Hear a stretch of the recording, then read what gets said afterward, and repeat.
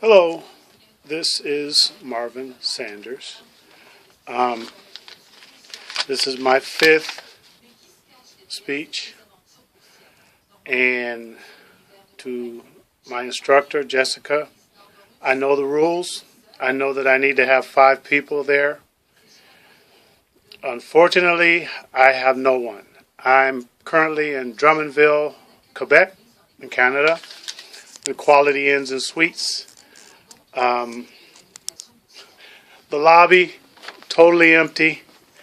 There's nothing here but me in my room. I'm going to make an attempt to show you the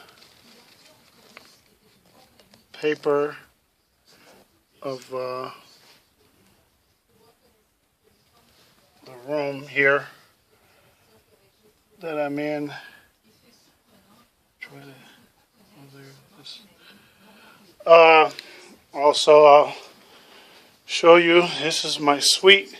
As you see, they're speaking French.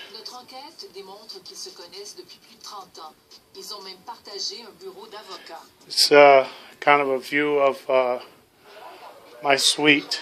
I'll turn this off, and I will attempt to get started with my speech. Now, if this isn't okay, what I will do is I will resubmit it. I will resubmit the speech, but I didn't want to have the speech. I didn't want to have the speech not turned in on time. I figure if nothing else, I could redo it with an audience, or just before I get started, I'll tell you. So far, I've already burned 2.5 minutes. I guess I'll start it at the 3-minute mark. But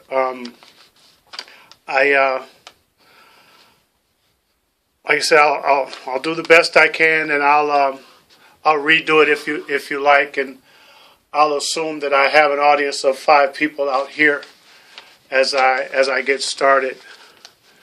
Okay. Hello, my name is Marvin Sanders. I'm a human services major at Columbia College Online. This is the 5th of 5 public speaking speeches that I'm to give. I'm feeling a little better, a little more comfortable about making my speeches. This is a call to action speech. I want you to kind of identify with what I'm saying, and maybe at the end of this speech you can identify with me, and maybe you'll do like me, and you'll go with me in this call to action. This country has a history of basically, look, whether right or wrong, money usually will right a wrong. Money will make things better. It does. We all know that it doesn't. You take for example, people get in accidents, things like that. Money usually makes things better. This speech is about reparations and what it will take to make blacks better, help to make them whole. One of the founding fathers, George Mason, he didn't want slavery introduced into the Constitution. He thought that it was bad juju, bad karma.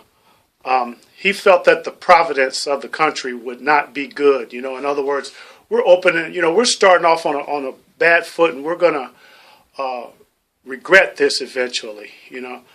So there are a lot of people. Obviously most didn't agree with him, and they basically said that blacks were 3/5 of a human.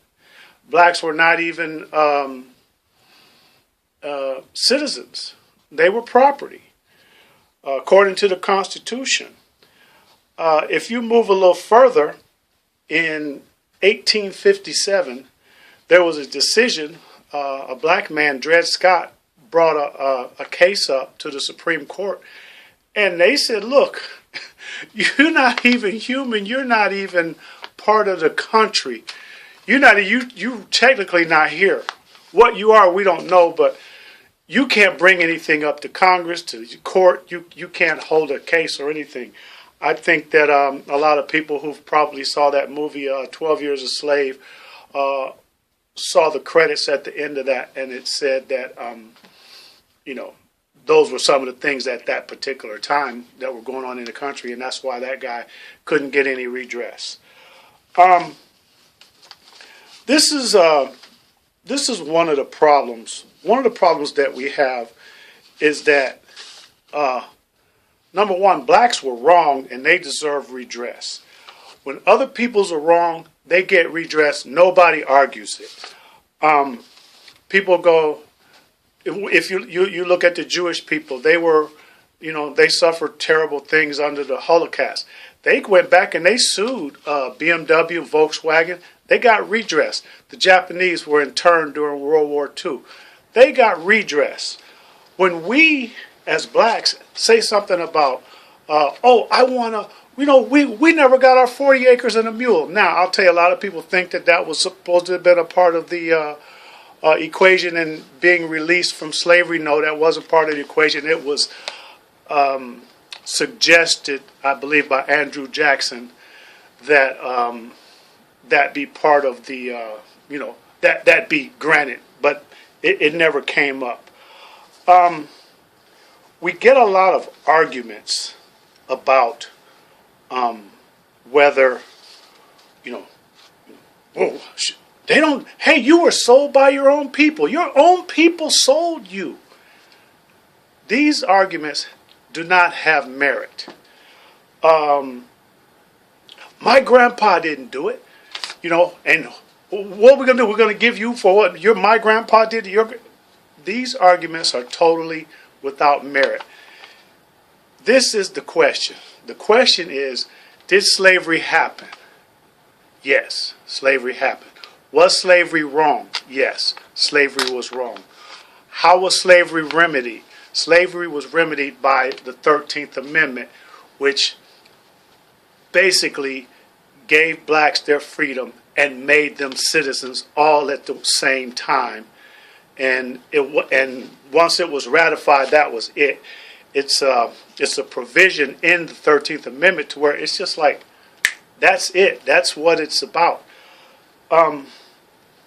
So the point is, these pointless things about, about whose grandfather and whose grandmother and all this thing. This is something that happened, and it happened under the Constitution of the United States. We're not going to go all the way back to 1555, according to Lerone Bennett Jr. and Before the Mayflower, when he stated that slaves have been coming here since 1555. We're not going to even go back there. We just want to start with the Constitution of America that was ratified in 1787, if I'm not mistaken. And a decision that was made in 1857, the Dred Scott decision. And if you move on to the Emancipation Proclamation, all these things, which was the 13th Amendment, all these things happened under the guise of America, the United States of America, within the Constitution of America. And it's up to America to right these wrongs. Not only did they have slavery and things like that, but there were just things, atrocities done, and laws and things that kept blacks behind that still keep them behind today. One of the things people like, well, who's going to get the money? Maybe you should just give it to the United Negro College Fund. Maybe you should do that. No. Give blacks the money. Give every tax-paying citizen X amount of dollars. For sure, we need someone smarter than me to come up with it. Congress needs to put this back into the House 43 black members of Congress. They did put a reparations bill up. I don't know how long ago, but they did put a reparations bill up. I don't know the contents of it. The contents basically need to state that something along the lines that if you're a couple, you're black, you're filing, you get $50,000, your wife gets $50,000 if you're filing together. Your kids, you should be able to have $50,000 or whatever it takes worth of free education for all of your kids. Something along those lines for every black person in America to help to right the wrong that was done under the guise under the institution of slavery. And I feel that these things need to be brought back up to the House. I would encourage us all to write our congressmen, write all the black congressmen, even get to the white congressmen, because the thing that I find is that when you speak to white people about these things and they start to understand and look at the argument that you're making, that, hey, we're not asking for a handout. We're asking for the playing field to be level where it was never leveled. It wasn't even for my grandparents or my great-grandparents. You know, they the ones, they started off and they fought.